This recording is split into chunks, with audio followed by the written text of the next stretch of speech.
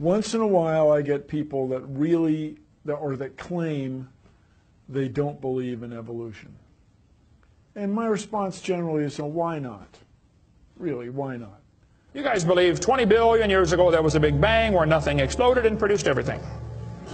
4.6 billion years ago the earth cooled down, made a hard rocky crust. It rained on the rocks for millions of years, turned them into soup, and the soup came alive 3 billion years ago. Found somebody to marry, and something to eat, of course, and slowly evolved into everything we see today. There are some lies in our science books. Taught it for 15 years.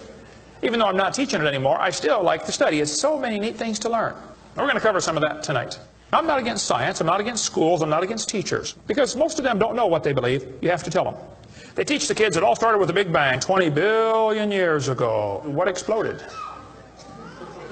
This is what the textbooks teach. Before the Big Bang, there was nothing, literally nothing, an infinitesimal nugget of space. And then something happened, triggering the most colossal explosion in history. Yes, boys and girls, you see, nothing exploded, and here we are. So I asked this professor if I could ask him some questions about the Big Bang. I said, where did all this matter come from? He said, well, we don't know that for sure. I said, well, sir, would you please tell me where the laws came from? The universe is run by laws, gravity, centrifugal force, inertia. Who gave the laws? He said, we don't know that either. I said, sir, could you tell me where the energy came from? You know, it takes energy to make a big bang. Who bought the gas to run this machine anyway? He said, we don't know that either. I said, sir, could I ask you another question? He said, sure. What else would you like to know? Else? What do you mean else? You haven't told me nothing yet. I said, does Berkeley have a merry-go-round? You see, if a spinning object breaks apart in a frictionless environment, the fragments will all spin the same direction. The professor said, yes, I understand about the conservation of angular momentum. I said, well, good. I'd like to ask you a question then, sir. If the whole universe began as a swirling dot, like you said, why do 2 planets spin backwards? He said, that's interesting. I said, no, that's more than interesting. It's kind of hard on your Big Bang Theory. Not only that, 6 of the moons are spinning backwards. Why? He said, I don't know. Why do you think they're going backwards? I was hoping he was going to ask that. I said, okay, now, sir, hold it. If I told you that I believe God created the heaven and the earth, like the Bible teaches, you're going to say, and where did God come from? And I don't know. But you said, well, we don't know that for sure. We don't know that either. Don't tell me my theory is religious and yours is science. Oh, no, sir, they're both religious. Evolution is a religion.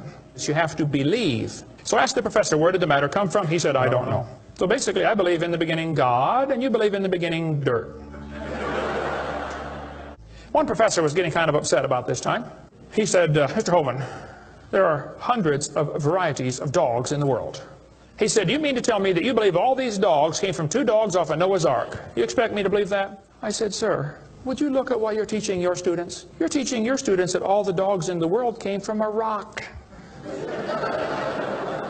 Charles Darwin was disciplined. I mean, he did these extraordinary experiments, this series of experiments.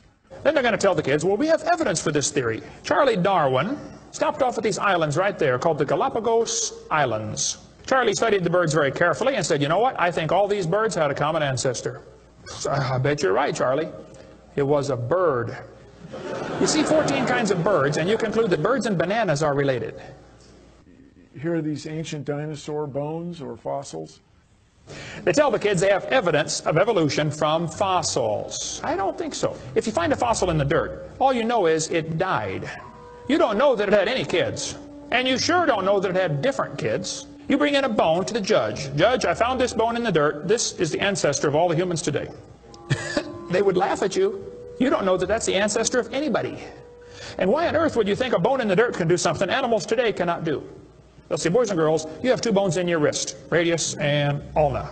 And boys and girls, look at the whale's flipper carefully. Did you know the whale has 2 bones in his flipper? And they're called the radius and the ulna? Same as ours. Wow. Who named them, teacher? The whale? Think about it. Evolution say people came from monkeys.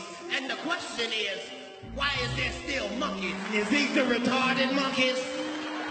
They didn't turn into people just yet. Even Stephen Gould admitted the absence of fossil evidence for intermediary stages is a persistent and nagging problem for evolution. See, what's happened, these guys have looked for missing links in the fossil record. They can't find any, and so they say, well, maybe evolution happened so fast it wasn't preserved. Maybe a reptile laid an egg and a bird hatched out. Well, who did that bird marry? This process that brought us to be is billions of years old. It happens very fast, billions of years fast. Here is radioactivity.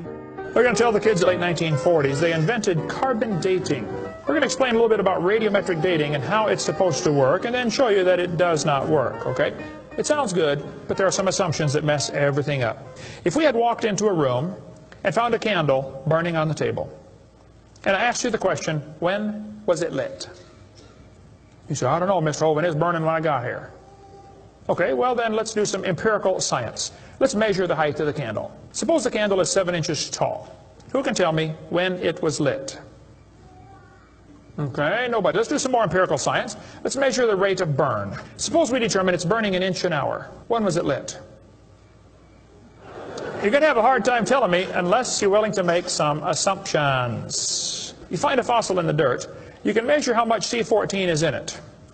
Very accurately, by the way. And you can measure how fast it's decaying. That's just like measuring the height of your candle and how fast it's burning. Now, when did that animal die? You don't have a clue. Here's what you ought to consider about carbon dating. Samples of known age, it doesn't work. If it's a sample of unknown age, it is assumed to work. It's just really hard thing. It's really a hard thing. Your world just becomes fantastically complicated when you don't believe in evolution. Freshly killed seal, carbon dated 1,300 years old. Shells from living snails, carbon dated 27,000 years old. Living penguins, carbon dated 8,000 years old. One part of Dima was 40,000 years old, another part was 26,000, and the wood next to it is 9,000. Then they tell the kids about the geologic column. They say each of the layers is a different age, you know, Cenozoic, Mesozoic, Paleozoic, Archeozoic, all them zoic boys. Now, if you get a petrified tree standing up, running through different rock layers, I don't think it's smart to say those layers are vastly different ages. Those trees did not get slowly covered by the sediments over millions of years. They would rot and fall down. Crazy. It just. Let's say, boys and girls, you have an appendix that you don't need anymore. It's a vestigial structure. That's proof of evolution. Well, excuse me, you do need your appendix. The appendix is part of your immune system. If your appendix is taken out, you can still live, okay? But it increases your susceptibility to quite a few diseases. You could live without both your legs and both your arms and both your eyes also. That doesn't prove you don't need them. There are no vestigial organs. And even if there were, that would be the opposite of evolution. That's losing, not gaining. I was taught when I went to school, man used to have a tail, but he lost it because he didn't need it. I thought, didn't need it? Have you ever thought how handy a tail would be?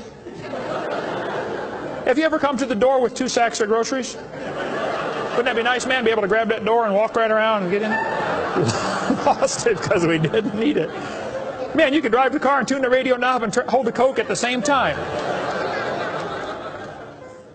What we're finding is that natural selection seems to be an incredibly important factor in generating new species.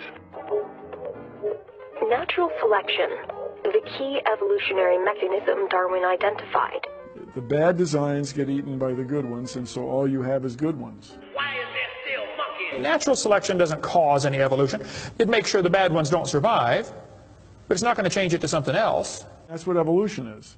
If you worked in a factory that produced cars and your job was to check for defects, and you caught every single mistake and you rejected it, how long would it take that process to change the car to an airplane? You say it'll never change it. That's my point. The students are taught we have evidence from development. Darwin considered this by far the strongest single class of evidence. This textbook says the human embryo growing in the mother has gills like a fish. Those little folds of skin are not gills. Those little wrinkles under your chin when you're growing up later develop into bones in the ear and glands in the throat. They never have anything to do with breathing.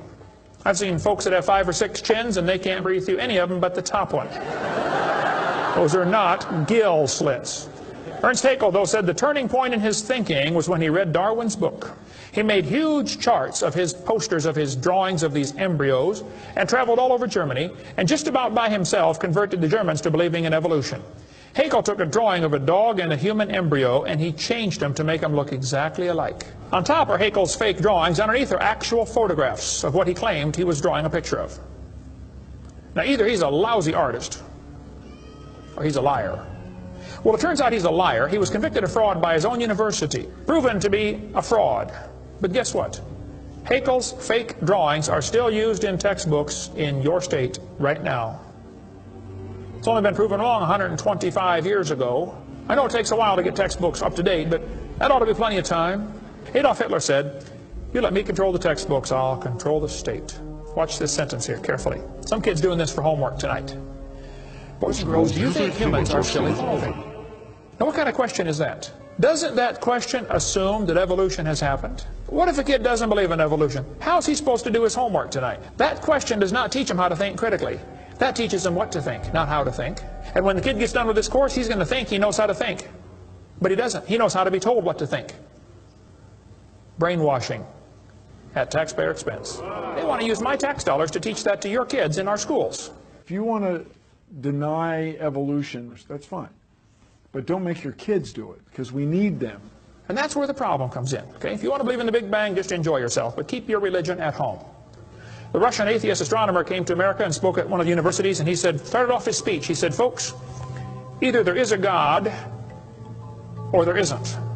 Both possibilities are frightening. If there is no God, we're in trouble.